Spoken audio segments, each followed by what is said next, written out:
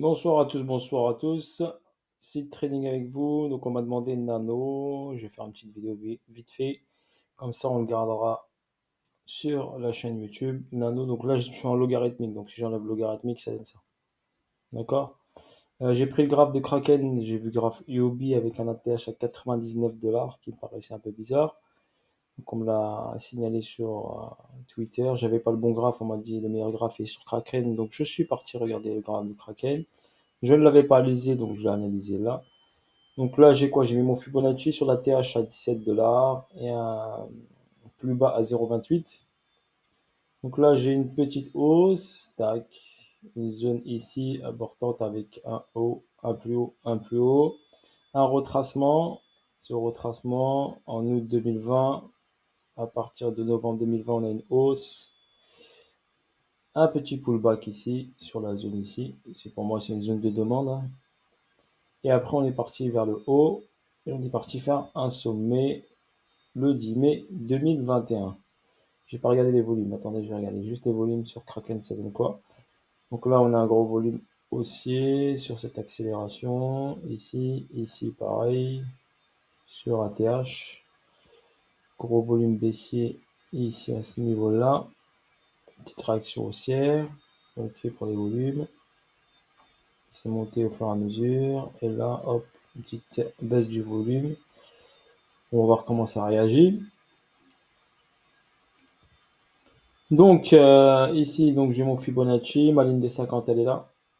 Donc on est passé en premium pour revenir en discount.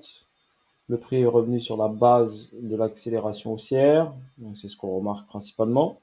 On a pris la liquidité, donc on est venu ici. On n'a pas pris la liquidité majeure, donc la liquidité majeure elle est là, hein. Donc hop, si je trace la ligne, elle est là. La liquidité majeure serait plutôt celle-ci. Sur les, hop, je vais la mettre en blanc, 0,65, c'est la liquidité majeure. Donc celle-ci n'a pas été prise pour l'instant. Donc on a une petite zone ici intéressante, donc une hausse. On est sur une zone intéressante, une zone de demande.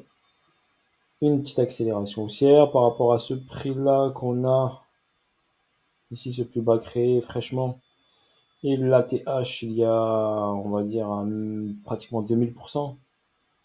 Là, j'ai quoi? J'ai un sommet, pour moi, un arrêt de tendance. Donc j'ai un BC, un AR, un ST. Et là, j'aurai un saut. Donc si j'utilise les schématiques de Wyckoff, donc BC, AR, ST, saut. Sur le saut, il faudrait avoir une zone d'accumulation, on va dire. Il faudrait que le prix accumule, crée une accumulation. Ici, une accumulation avec une augmentation de volume pour pouvoir avoir une accélération vers le haut pour aller chercher la TH et faire un UT, ce qui validerait une distribution daily weekly. D'accord? Si on va en daily, qu'est-ce que j'ai ici? Donc là, j'ai une grosse réaction haussière avec une prise de liquidité. Donc ici, on remarque bien, on est venu chercher cette zone-là. Bon, je vais prendre une flèche, allez. On est venu chercher cette zone-là. D'accord? Donc j'ai venu chercher ici cette petite bougie-là. Ça s'appelle une bougie d'incitation. Je vous l'ai dit sur Twitter, on appelle ça un inducement, si vous préférez. On va l'appeler bougie d'incitation. Donc on incite les gens à acheter et derrière, le prix descend. Donc on est venu chercher ici un niveau très intéressant. Donc ce niveau A, c'est une manipulation de marché, bien sûr. Donc on a poussé le prix vers le haut. Et ici, le prix, il a fait quoi? Eh ben, il est revenu sur cette zone-là. Au niveau technique, il est revenu sur cette zone pour une continuité de baisse.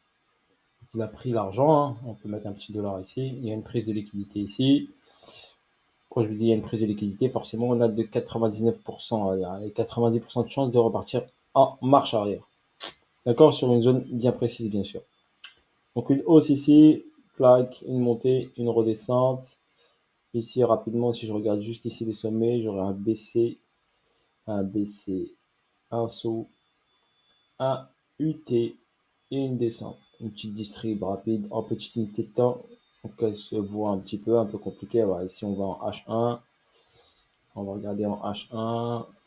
Les bougies sont pas super propres, mais on va regarder quand même en H1. Si on voit une belle petite distribution. Voilà, on la voit ici rapidement. Ici on a un sommet. D'accord, ici on a un ST, ici on a un saut, d'accord, une hausse, on va prendre l'argent ici,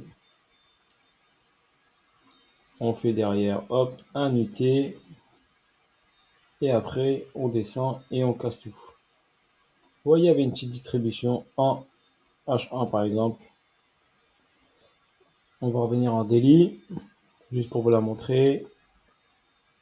Cette petite distribution qui est venue prendre l'argent et a continué à descendre. Donc cette petite réaction, haussière ici, petite réaction, et ensuite continuité de baisse jusqu'à aller chercher le niveau qui était intéressant, cette zone de demande. Voilà, on appelle ça un point d'intérêt, un POI. Vous allez entendre ce terme-là utilisé, un POI. Point d'intérêt en français. C'est un nom anglais. Voilà, grosso modo, on est arrivé sur cette zone-là. Le prix reste intéressant. Fibonacci, on est en dessous des 88,6. Fondamentalement, on m'a dit que tous les jetons sont en circulation. Voilà, que le fondamental est intéressant. Donc, moi, j'ai pas personnellement checké dessus, mais sur ma chaîne Twitter, les gens m'ont donné ces informations. Et je leur fais cette petite vidéo. Comme ça, on la gardera en mémoire. Et s'ils veulent la revoir et la revoir, ils pourront la voir et la revoir. Ok, voilà. Pour moi, il faudrait attendre une petite cause ici, d'accord, pour donner un petit signal de hausse. Il faudrait voir ici qu'est-ce qu'on a d'intéressant. Je vais mettre H4 pour voir un peu mieux, parce que les bougies Kraken, j'aime pas trop.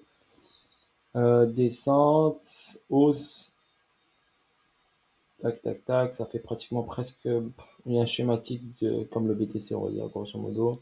On a juste ici une petite manipulation, prise de liquidité.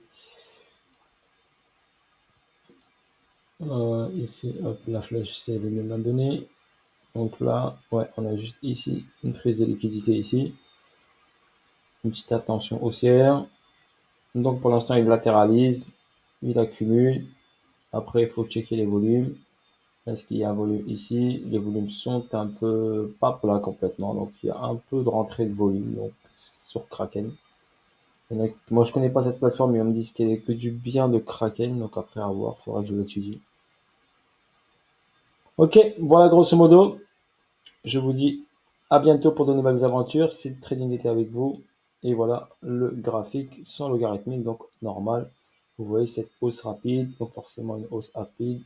Ici, hop, 2, 3. Donc cette hausse a provoqué bien sûr ce retracement. D'accord? Donc voilà grosso modo ce que j'ai. Je vais descendre ici mon BC. Voilà. Pour revenir en automatique. Voilà, nickel. Voilà grosso modo ce qu'il en est sur Nano. J'ai préféré voilà, vous la petit faire comme ça, vous la garderez, vous l'aurez sur YouTube si vous voulez la voir et la partager à vos amis et vos proches. Bisous à tous, la famille, ciao ciao.